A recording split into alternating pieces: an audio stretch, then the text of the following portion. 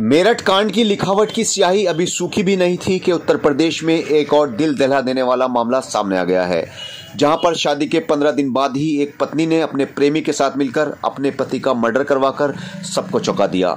दिल को दहला देने वाला ये मामला सामने आया है यूपी के औरैया जिले में, जहां पर गांव दिबियापुर के रहने वाले 21 साल के प्रदीप की शादी 5 मार्च 2025 को गांव फपूंद की रहने वाली प्रगति से हुई थी। दिलीप का परिवार एक बड़ा कारोबारी परिवार है। इनके परिवार में 20 से भी ज्यादा हाइड्रा मशीनें और क्रेनें मौजूद हैं। 5 मार्च को हुई शादी के बाद दोनों परिवार बेहद खुश थे और देखते ही देखते 15 दिनों का वक्त बीत चुका था। 19 मार्च को दिलीप कन्नौज में काम लेने गया था, लेकिन जब वो शाम तक भी वापस नहीं लौटा तो परिवार वालों को चिंता सताने लगी। उसका मोबाइल भी स्विच ऑफ आ रहा था। घर वालों की परेशानी पर बल पड़ना लाजमी था। पुलिस में उसकी गुमशुदगी दर्ज करवा दी गई। पुलिस ने उसकी तलाश शुरू की और दिलीप पलिया गांव के पास खून से लथपथ पड़ा हुआ मिला। आनन फानन में उसे अस्पताल में भर्ती करवाया गया, जहां डॉक्टरों ने 2 दिनों तक उसको बचाने की काफ़ी कोशिशें की, लेकिन 21 मार्च को उसकी मौत हो गई।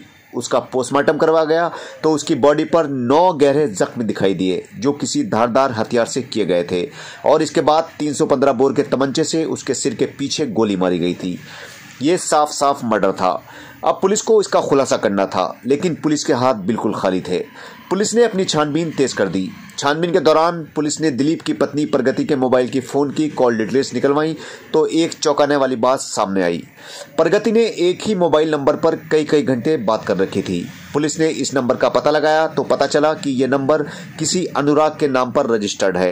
पुलिस ने अनुराग को उठा लिया और उससे सख्ती से पूछताछ की तो उसने पुलिस को बताया कि उसने और प्रगति ने मिलकर एक शूटर रामजी नागर को हायर किया था और प्रगति के पति का मर्डर करवा दिया था।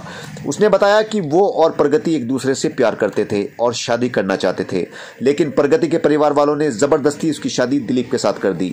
उस वक्त तो प्रगति अपने परिवार की जिद के आगे कुछ नहीं बोली, लेकिन शादी से पहले ही उसने अपने प्रेमी अनुराग के साथ मिलकर प्लानिंग कर ली थी कि शादी के बाद वो दिलीप का कत्ल करवा देंगे और उसकी विधवा होने के चलते सारी प्रॉपर्टी उसके नाम हो जाएगी और वो दोनों ऐश करेंगे। प्रगति से यह पूछे जाने पर कि उसके पास शूटर को देने के लिए पैसा कहां से आया था, उसने बताया कि उसको शादी में जो मुंह दिखाई मिली थी और जो गहने उसके पास थे उनको बेचकर 1 लाख रुपए उन्होंने शूटर रामजी नागर को दिए थे।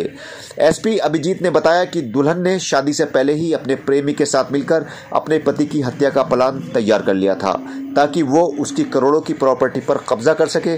पुलिस चला कि 6 मार्च को ही प्रगति विदा होकर ससुराल आई थी और 10 मार्च को वो होली मनाने के लिए अपने मायके आ गई और 21 मार्च को पति की मौत हो जाने के वक्त ही ससुराल आई थी।